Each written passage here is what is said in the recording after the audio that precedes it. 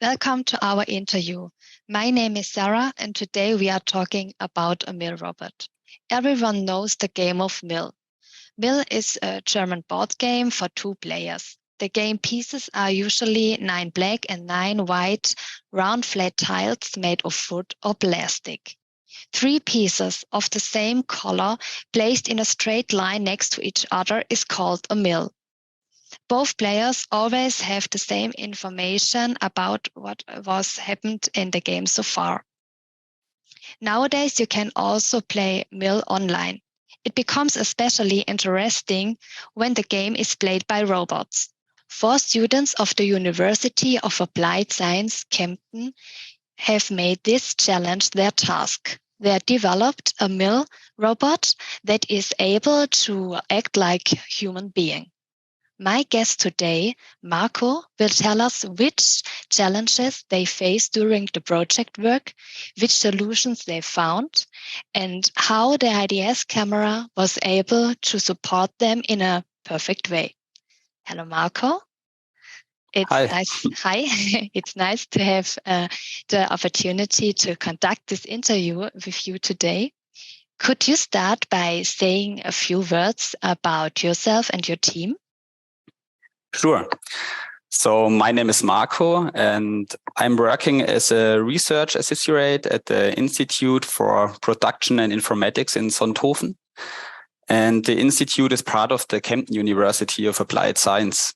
And the project we want to talk about today was a student project of a past research project. And that time I worked for Professor Dr. Dirk Jakob on a project called KI-Net, or in English AI-Net. And there I supervised a group of students who worked on parts of this project and in the course of their master's degree in automation and robotics. Mm-hmm. Thank you for your introduction. Could you please tell us what the exact task of the project was? Yeah, to understand the student project, maybe some words to the overarching project KI-Net. In a consortium, we developed some software prototypes to support SME to implement AI topics in the field of production and manufacturing. And in addition, together with our colleagues from Salzburg, we developed a prototype for presentation stuff. And for this prototype, the students worked on some work package. And the task was really interesting, how you already said, that the robots which are playing Mill, the German board game Mühle, geographically independent. That means in Kempten is a robot cell as a Delta kinematic, and in Salzburg is a robot cell as well. So I can move a token on the board in Kempten, and a vision system is detecting the change. And in Salzburg, the robot is executing my move, and then the colleagues from Salzburg are moving a token, and our robot in Kempten is executing their move. And we can also play versus an artificial intelligent player, or we can make a game with AI versus AI. And the interesting point is we needed a system to detect changes on the board game, a game board. And for that, we used the IDS camera. Mm-hmm. Okay.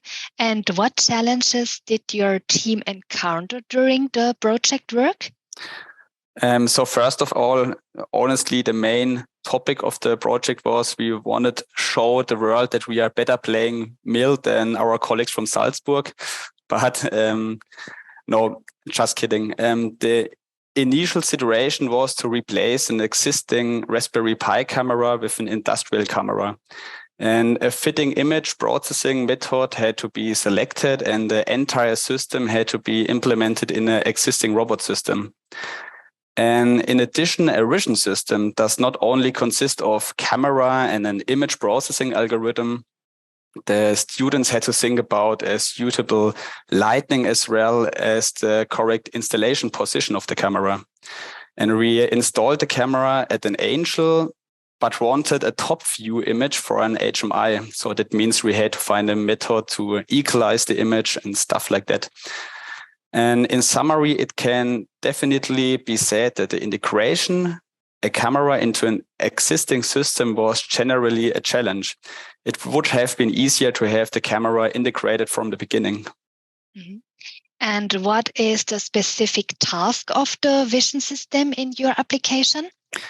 The task is to detect a change on the board game. And this change should be detected robustly and safely. And this was a really important requirement for the camera. And we are all engineers and not software developer. And one requirement for the system was that it should be user-friendly and easy to use. So the camera should be suitable for industrial use. And in the best case, it should be innovative or in state of the art. When selecting the camera, it was a wish that the image processing be realized by means of artificial intelligence. And the audience we presented the demonstrator to are mostly not really artificial intelligence experts. So the AI application had to be easy to handle and had to be understandable. Mm-hmm. And which criteria were ultimately decisive for the selection of the IDS NXT system? The first point is the IDS focus with IDS NXT is based on reducing the barrier of the use of artificial intelligence in real applications. And the second point is or was no further computing resources such as an industrial PC for image processing are needed. So we were able to integrate the camera into an existing system and link it pretty easy to our PLC. Okay.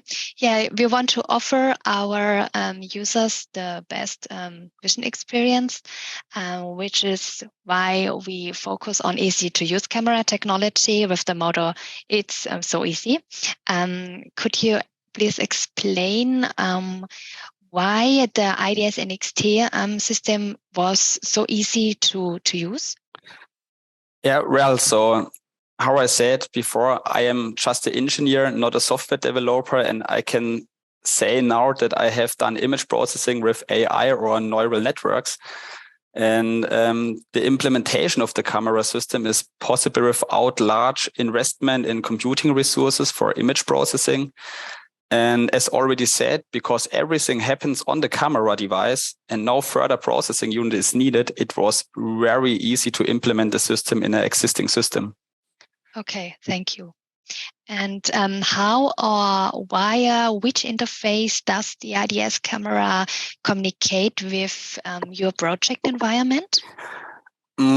So I think we have tested all possibilities. We communicate with the web interface and with the cockpit software, and finally we use the communication via OPC UA, because everything in our system is communicate with OPC UA. And so we connected the camera to our PLC with an Ethernet cable via a switch.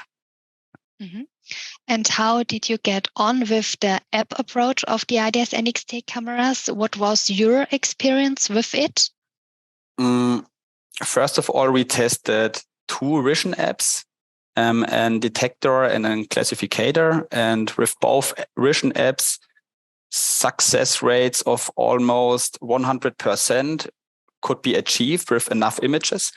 And with the detector, it was just a little bit less than 100%. And with the classificator, it was 100%. And the detector was a bit more complex than the classificator, but I don't see this as a negative point. And the app approach is very intuitive, and especially if you're not a programmer like me and you are not very familiar with AI algorithms. But there's much more to a vision system than the camera and algorithm. The camera position and lighting also have a big influence on the performance. Yeah. One of your resolutions was that a better analysis of requirement case beforehand would have saved development time, or you would have used other methods right away. What exactly happened there, or what do you think was the reason for that? Is working with AI-based image processing that different? So I would say that has nothing to do with AI in our use case. And the reason why we would do things differently today is because we are not really experts, or we were not really experts in vision systems. And we really have underestimated the importance of the right approach or way how to start the project.